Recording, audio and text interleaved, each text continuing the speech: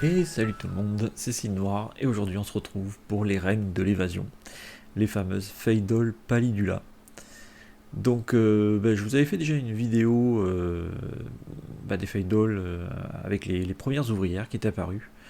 Donc là on peut voir ça c'est les images du mois de juillet. Donc au mois de juillet, voilà, c'était juste une simple petite reine innocente avec ses petits œufs et quelques larves. Voilà, ça a commencé tout doucement, donc j'en avais reçu deux, hein, pour rappel, en faisant deux commandes à Formium.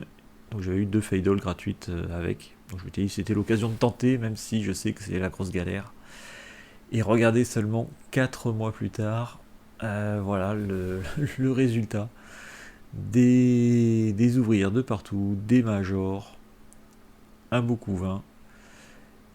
Et encore là, c'est la fondation que je n'ai pas chauffée. Donc elles ont profité de la chaleur de l'été.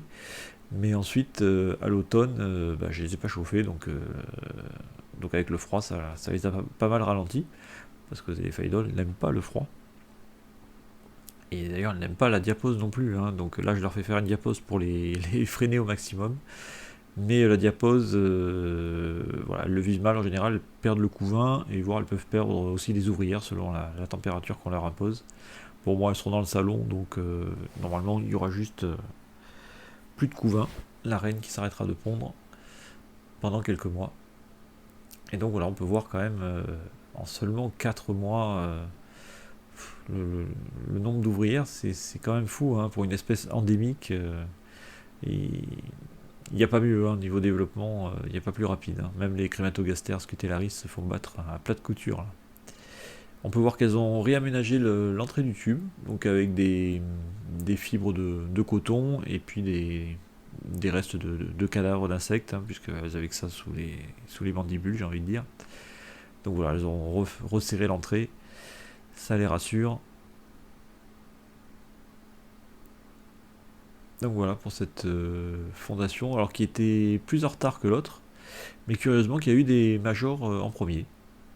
Allez savoir pourquoi. Donc voilà, une aire de chasse plutôt calme.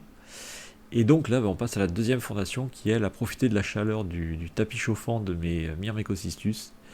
Et là, ça rigole plus, hein, ça court de partout dans l'aire de chasse. C'est. Voilà, en seulement 4 mois, c'est assez dingue, ces petites fourmis, ce qu'elles sont capables de faire. Et ça court partout sur le module de fondation.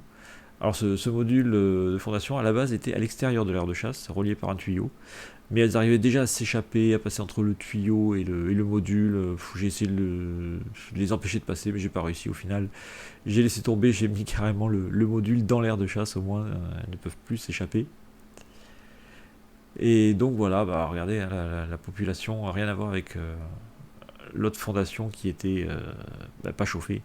Celle-là, j'ai arrêté de les chauffer là maintenant depuis quelques jours seulement. Parce que pareil pour les freiner, parce que je sais pas encore trop ce que je vais en faire, quelle installation je vais leur faire pour l'année prochaine.